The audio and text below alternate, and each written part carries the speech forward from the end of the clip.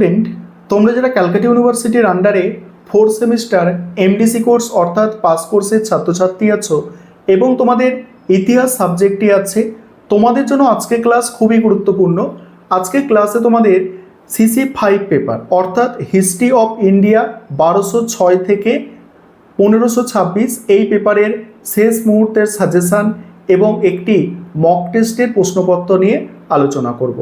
তোমাদের সাজেশানে আমি খুব কম প্রশ্নই রেখেছি এবং যেগুলো অধিক গুরুত্বপূর্ণ প্রশ্ন সেগুলো আমি স্টার দিয়ে চিহ্নিত করে দিয়েছি, এবং এই সাজেশানের মধ্যে থেকে আবার যেগুলো সবথেকে গুরুত্বপূর্ণ সেই প্রশ্নগুলো নিয়ে মক টেস্টের প্রশ্নপত্র তৈরি করা হয়েছে।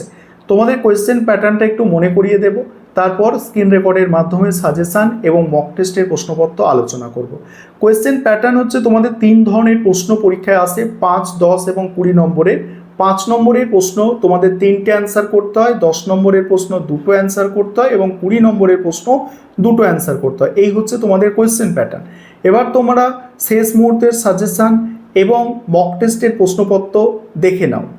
প্রথমে তোমরা সাজেশানটা দেখে নাও, তারপর তোমাদের আমি মক টেস্টের প্রশ্নপত্র অর্থাৎ মডেল কোয়েশ্চেন পেপার নিয়ে আলোচনা করব। দেখো, CC5 paper history of India 1206 থেকে 1526। প্রথম প্রশ্ন 10 বা 20 নম্বরের জন্য, ইলতুৎমিশ কেন দিল্লি সুলতানি সাম্রাজ্যের প্রকৃত প্রতিষ্ঠাতা বলা হয়? ইলতুৎমিশকে। দিল্লি সুলতানির রাজনৈতিক সংহতি সাধনে তার অবদান মূল্যায়ন করো। পরের প্রশ্ন, আলাউদ্দিন খলজি কেন এবং কিভাবে মূল্য নিয়ন্ত্রণ নীতি প্রবর্তন করে? বা প্রশ্নটা ঘুরিয়ে আসতে পারে, আলাউদ্দিন খলজির বাজার দর নিয়ন্ত্রণ নীতি আলোচনা করো। পরের প্রশ্ন, গিয়াসউদ্দিন বলবনের নরপতিত্বের আদর্শ বা রাজতন্ত্রের তত্ত্ব আলোচনা করো। তিনি কিভাবে দিল্লির সুলতানিকে সুদৃঢ় করেছিলেন? পরের প্রশ্ন হচ্ছে, নায়াঙ্কার ব্যবস্থার বিশেষ উল্লেখপূর্বক বিজয়নগরের অর্থনীতি ও রাষ্ট্রের প্রকৃতির সংক্ষিপ্ত পর্যালোচনা করো। তারপরের প্রশ্ন দেখো, বিজয়নগর এবং বাহমিনী রাজ্যের সংঘাতের পেছনে প্রধান বিষয়গুলি কী ছিল? কি বললাম? বিজয়নগর এবং বাহমিনী রাজ্যের সংঘাতের পেছনে প্রধান বিষয়গুলি কী ছিল? তারপরের প্রশ্ন, সুলতানি যুগের ইতিহাস নির্মাণে জিয়াউদ্দিন বার্নির রচনার গুরুত্ব আলোচনা করো। পরের প্রশ্ন, সুলতানি যুগে সুফিবাদের প্রসার কিভাবে ঘটেছিল? সুফি আন্দোলনের সামাজিক প্রভাব আলোচনা করো। তারপরে, ইলতুৎমিশ থেকে আলাউদ্দিন খলজি পর্যন্ত সুলতানি নরপতিত্বের আদর্শ আলোচনা করো। পরের প্রশ্ন, ইকতা ব্যবস্থার প্রধান বৈশিষ্ট্যগুলি চিহ্নিত করো। এটি কিভাবে সুলতানি সাম্রাজ্যের ভিত্তি সুদৃঢ় করেছিল?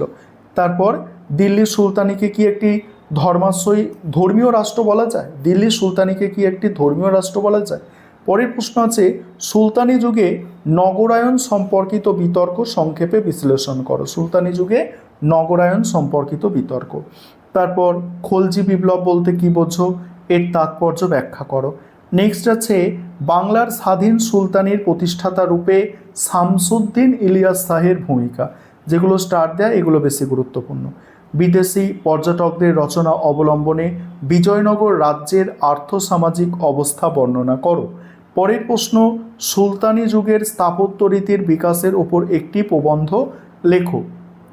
এবার 5 নম্বরের প্রশ্নের সাজেশন দেখো। প্রথম প্রশ্ন আছে, সুলতান রাজিয়ার পতনের কারণ কি ছিল? তারপরে আছে, প্রথম পানিপথের যুদ্ধের ঐতিহাসিক তাৎপর্য ব্যাখ্যা করো। পরের প্রশ্ন আছে, মোহাম্মদ বিন তুগলক কেন রাজধানী স্থানান্তর করেছিল? নেক্সট, মাহমুদ গাওয়ান কে ছিলেন? মুক্তি কাদের বলা হতো সুলতানি রাষ্ট্রে? তাদের ভূমিকা। সুলতানি যুগে কৃষকদের অর্থনৈতিক অবস্থা কেমন ছিল? নেক্সট হচ্ছে, ইবন বতুতার রেহালা কে কি মধ্যযুগে ভারতের ইতিহাসের একটি গুরুত্বপূর্ণ উপাদান বলা যায়? তারপরের প্রশ্ন, দিল্লির সুলতানিদের সঙ্গে খলিফাদের সম্পর্ক সংক্ষেপে আলোচনা করো। সুলতান রাজিয়ার পতনে ফিরোজ শাহ তুগলক কতটা দায়ী ছিল? নেক্সট, সুলতানি যুগে গ্রামীণ সমাজের সংক্ষিপ্ত বিবরণ দাও। নেক্সট, হুসেন শাহের আমলে বাংলার সংস্কৃতির বিকাশ সংক্ষেপে বিবৃত করো। নেক্সট, দাক্ষিণাত্যে ভক্তি আন্দোলনে মহিলাদের বা মহিলা ভক্তদের ভূমিকা উল্লেখ করো।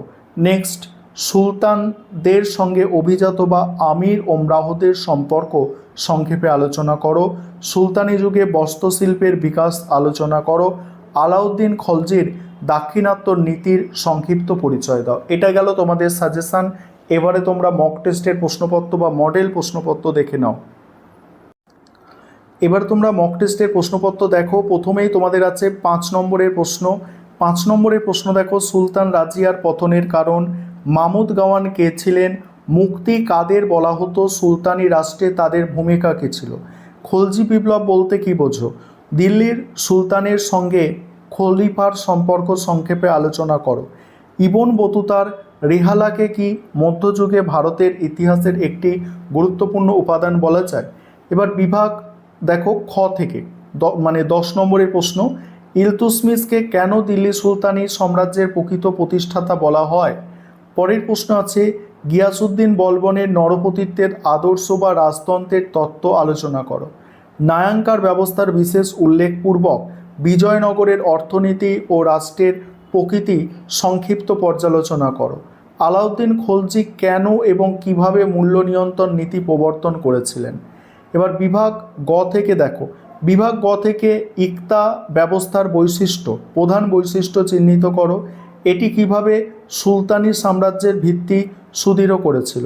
তারপরে সুলতান যুগে সুফিবাদের প্রসার কিভাবে ঘটেছিল? সুফি আন্দোলনের সামাজিক প্রভাব আলোচনা করো। নেক্সট, সুলতানি যুগের ইতিহাস নির্মাণে জিয়াউদ্দিন বর্ণির রচনার গুরুত্ব বিস্তারিত আলোচনা করো। নেক্সট, দিল্লির সুলতানির রাজনৈতিক সংহতি সাধনে ইলতুৎমিশের অবদান মূল্যায়ন করো এবং এই পর্বে অদ্ভুত আঞ্চলিক পরিচয়গুলির রূপরেখা দাও। এবার তোমরা যারা ইংলিশ ভার্সানের স্টুডেন্ট আছো তোমরা দেখে নাও, আর তোমাদের মক টেস্টের প্রশ্নটা ইংলিশ ভার্সানেও দেওয়া হয়েছে, তোমরা দেখে নিতে পারো। আমি স্ক্রল করে গেলাম।